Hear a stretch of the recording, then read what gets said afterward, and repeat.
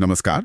आज हम एक काफी पेचीदा सीमा विवाद पर बात करेंगे, थाईलैंड और कैम्बोडिया के बीच का। हाँ, जिसके केंद्र में वो प्राचीन प्रिय विहार मंदिर है। बिल्कुल।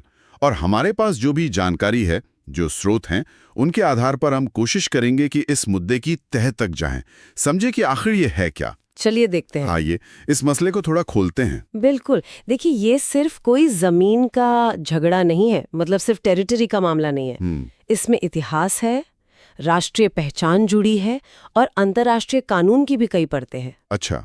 और सबसे दिलचस्प बात पता है क्या है?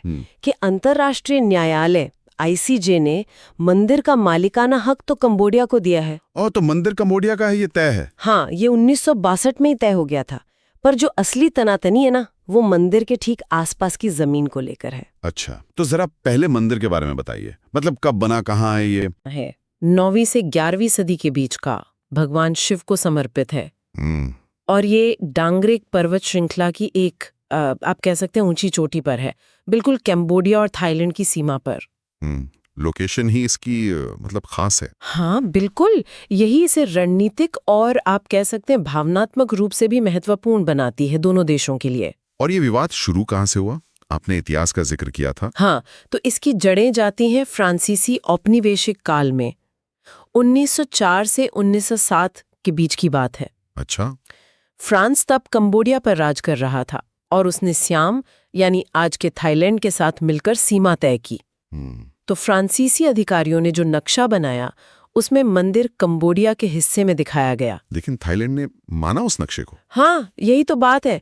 दशकों तक थाईलैंड ने उस नक्शे पर कोई खास आपत्ति नहीं जताई, वो एक तरह से चलता रहा। फिर?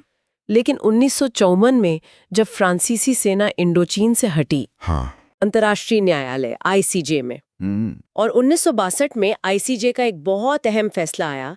उन्होंने कहा कि मंदिर कंबोडिया का है। किस आधार पर? कोर्ट ने माना कि थाईलैंड ने इतने लंबे समय तक नक्शे पर आपत्ति नहीं जताई, तो एक तरह से उसे स्वीकार कर लिया था। उनका आचरण ही स्वीकृति माना गया।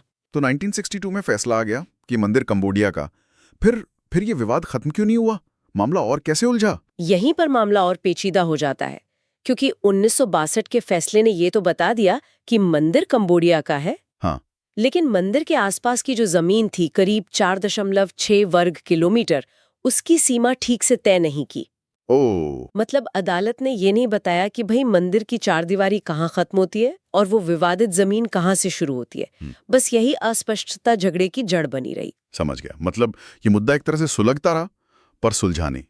फिर 2008 में क्या हुआ कि तनाव एकदम से बढ़ गया? 2008 में कंबोडिया के कहने पर यूनेस्को ने, जो संयुक्त राष्ट्र की सांस्कृतिक संस्था है, हाँ, यूनेस्को, उसने प्रिय विहार मंदिर को विश्व धरोहर स्थल मतलब वर्ल्ड हेरिटेज साइट घोषित कर दिया। अच्छा। थाईलैंड ने इसका जोरदार विरोध किया। उन्हें लगा कि इससे जो आसपास की विवादित जमीन है, उस पर कंबोडिया का दावा और मजबूत हो जाएगा। और फिर क्या था, दोनों देशों के बीच राजनीतिक बयानबाजी तेज हो गई, सीमा पर सैनिक जमा होने लगे, माहौल बिगड़ने लगा। और हमने सुना था कि हालात काफी बिगड़ गए थे, झड़पें भी हुई थी। हाँ बिल्कुल, 2009 से 2011 के बीच तो स्थिति बहुत ही तनावपूर्ण हो गई थी। कई बार दोनों देशों की सेनाओं के बीच हिंसक झड़पें हुई, जिनमें दोनों तरफ के सैनिक मारे गए, कुछ नागरिक भी। दोनों एक दूसरे पर आरोप लगाते रहे कि पहले गोलीबारी उधर से हुई, हमारी संप्रभुता का उल्लंघन हुआ, वगैरह वगैरह। क्या किसी ने बीच बचाव की कोशिश की, जैसे यूएन या आसियान? हाँ, संयुक्त राष्ट्र ने भी चिंता जताई और आसियान, जो दक्षिण पूर्व एशियाई देशों का संगठन है, उसने भी मध्यस्थता की कोशिशें की, पर कोई स्थायी हल नहीं निकल पाया। तो इस लगातार तनाव के बाद क्या हुआ? क्या ये मामला फिर से आईसीजे में गया? बिल्कुल। कंबोडिया ने 2011 में फिर आईसीजे का दरवाजा खटखटाया। उन्होंने 1962 वाले फैसले पर स्पष्टीकरण मांगा, खासकर उस आसपास की जमीन को लेकर।